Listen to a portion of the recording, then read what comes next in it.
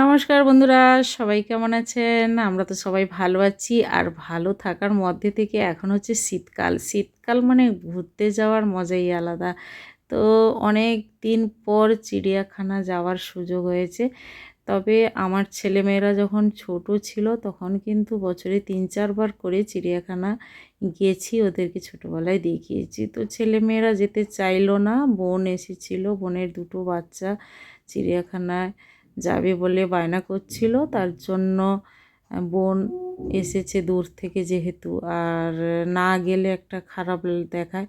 তো বোনকে নিয়ে বেরিয়ে পড়লাম, আমি, আমার হাজব্যান্ড আর দুটো বাচ্চা আর আমার বোন। তো ৪-৫ জন মিলে বেরিয়েছি। ছেলেমেয়ে বাড়িতে ছিল, রান্না বাড়িতেও করে নিয়েছি আর ওখানে রান্না করেও নিয়ে গেছি, কারণ ওখানে ভেতরে কি খাবার পাওয়া যাবে না যাবে বাইরের খাবার।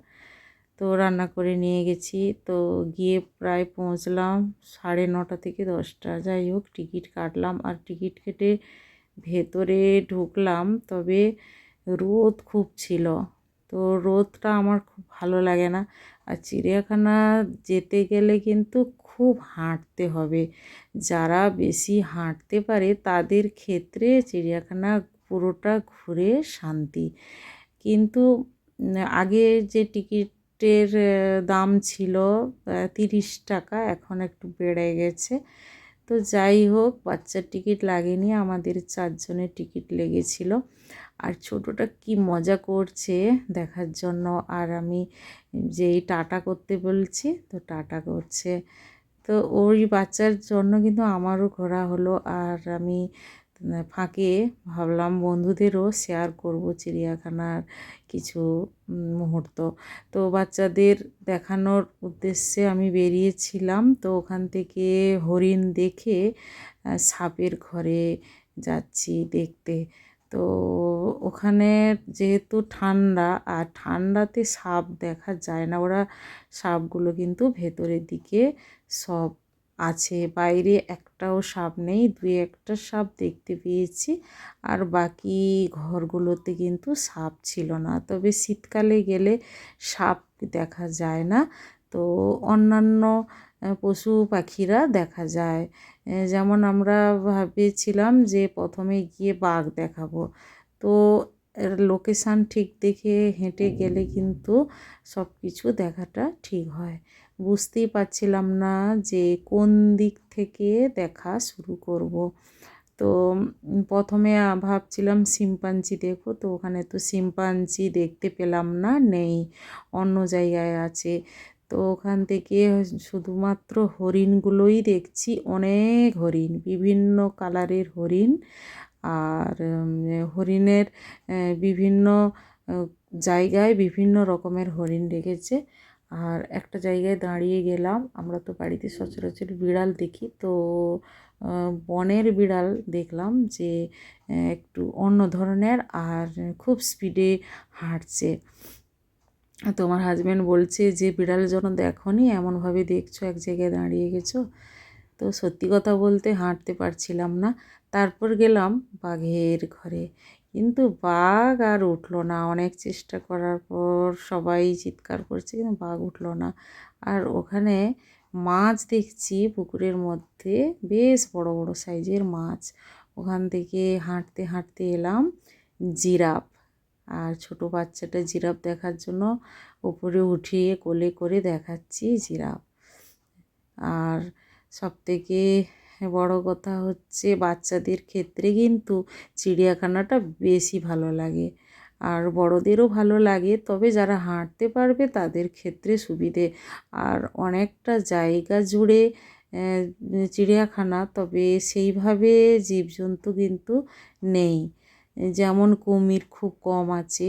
আর বেশি চিড়িয়াখানার মধ্যে যেটা দেখছি বা দেখলাম যে পাখি, প্রচুর পাখি, বিভিন্ন ভ্যারাইটি পাখি আছে।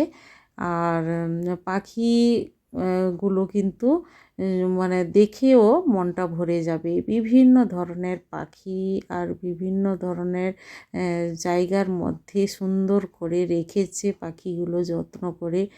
আর আমার তো খুব ভালো লাগলো পাখি। আগে আমি গেছি অনেকবার, তবে পাখি এতটা দেখিনি। তো এবারে পাখি কিন্তু আমি দেখলাম, অনেক পাখি পাখি আছে। তো পাখিগুলো রোদের ঠান্ডাতে রোদের দিকে সবাই বাইরে খাবার দিয়েছে, খাচ্ছে। আর ওদেরকে তো আমরা কোনো খাবার দিতে পারবো না, যেহেতু যে যারা আছে তারা তাদের খাবার দেওয়ার নিয়ম আছে। আমরা দিলে সেটা ওরা বকাবকি করবে। তো কিছু বোনের ছেলে বলছে যে তুই একটা ছোলা থাকলে দেবো, কলা থাকলে দেবো, এরকম বলছে। তো আমি বললাম না, এগুলো দেওয়া কোনো নিয়ম নেই, আমরা দেখতে দেখতে ওখান থেকে বেরিয়ে আসবো। আর জল তেষ্টা পাচ্ছি, খিদে পাচ্ছে। তো আমি বললাম চল এক জায়গায় বসে আগে খাবার খেয়ে নিই, তারপর আবার হাঁটা শুরু করব। কিন্তু আমার হাজবেন্ড বলছে একবার ঘোরা হয়ে গেলে তারপর বসে খাবার খেয়ে বাড়ি চলে যাব। কিন্তু পুরো না দেখে একবার বসে পড়লে তারপর খাবার পরে আর হাঁটতে পারবো না, আর কোনো কিছু দেখাও হবে না। তো খিদে আছে একদিকে, একদিকে জল কিনে খাচ্ছি। আর কোথাও না কোথাও যে দোকান বসেছে ওখানের মধ্যে প্যাটিস, পপকর্ন আর আইসক্রিম, কুলফি এইগুলো টুকটাক কিনছি।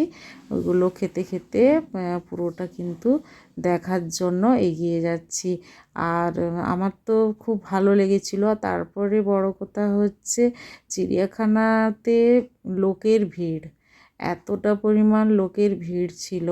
এখনও কিন্তু 25শে ডিসেম্বর আসেনি। ডিসেম্বর কিংবা 1 জানুয়ারিতে প্রচুর পরিমাণে চিড়িয়াখানায় লোকের ভিড় হয়। তো ওখানে গেলে হাতি দেখলাম, হাতি 2 থেকে 3টে হাতি আছে।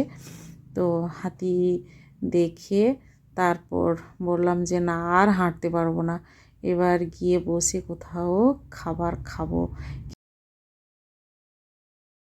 তো বোনের ছেলে বলছে মা আমি খেলবো। তো মা বল নিয়ে গেছে দুটো আর খেলার জন্য। তো ওখানে খেলতে খেলতে একটা বল হারিয়ে গেছে, খুঁজে আর পাওয়া গেল না। তো ওখানে সব বাচ্চারা খেলছে। খেলার মাঠ কিন্তু হিসাবে ওখানে কিন্তু বেশ বাচ্চারা রিল্যাক্সে খেলতেও পারে। আর হাঁটাহাঁটি পরিবেশটা খুব ভালো লাগে, বিশেষ করে শীতকালে। রোদের সময় কিন্তু হাঁটা একদমই যায় না, তবে শীতকালে খুব ভালো লাগে। আমি যতটা রাস্তা হেঁটে এসেছি শুধুই মাত্র পাখিই বেশি দেখলাম, আর বাকি হরিণ, জিরাফ, হাতি আর বাঘ, এই কয়েকটা দেখলাম। আর একটা জায়গায় দেখছি বাঘ হাঁটাহাঁটি করছে, তো ওখানে খুব ভালো লাগছিল বলে মিনিট 5 দাঁড়িয়ে গেলাম। এদিক থেকে ওই দিকে রওনা দিচ্ছে, আর ভালো লাগছে। আর চিড়িয়াখানাতে আগের মতো সেরকম পশু পাখি নেই, খুব অল্প রেখেছে, তার মধ্যে হেঁটে দেখতে হবে। তারপর বসে গেলাম খেতে। খাওয়ার মধ্যে আমি বানিয়ে নিয়ে গেছিলাম ডিম আলু কষা আর ফ্রাইড রাইস। যেহেতু দুপুরবেলা খাবো আর সকালবেলা বেরিয়েছি বলে মাংস কিংবা অন্য কিছু করার সুযোগ হয়নি। তো ফ্রাইড রাইস, ডিম আলুর তরকারি নিয়ে গেছিলাম, সবাই মিলে বসে খেলাম। খাওয়ার পরে কিছুক্ষণ বসলাম, বসে তারপর ভাবলাম আর দাঁড়াবো না, মেট্রো ধরবো, বাস ধরবো, দেরি হয়ে যাবে। তো রওনা দিলাম বাড়ির দিকে রওনা দিলাম, তারপর মেট্রো ধরে চলে এলাম।